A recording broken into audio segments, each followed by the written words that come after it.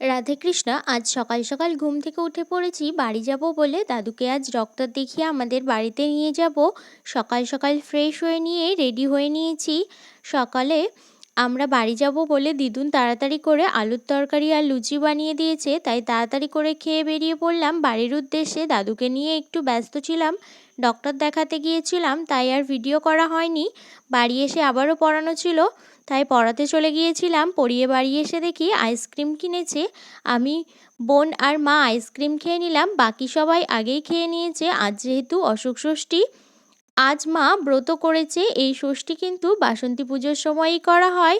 প্রভু রামচন্দ্র মাতা সীতাকে ফিরে পাওয়ার জন্য অকালবোধন করে বাসন্তী পুজো করেছিলেন।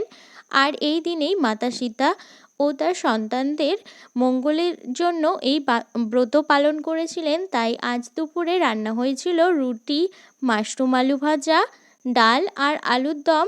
আর সন্ধ্যাবেলার টিফিনে ছিল নিরামিষ সিঙাড়া।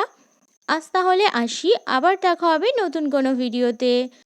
তোমরা সবাই ভালো থেকো, আর ভিডিওটা ভালো লাগলে লাইক, শেয়ার, কমেন্ট করতে ভুলো না। বাই।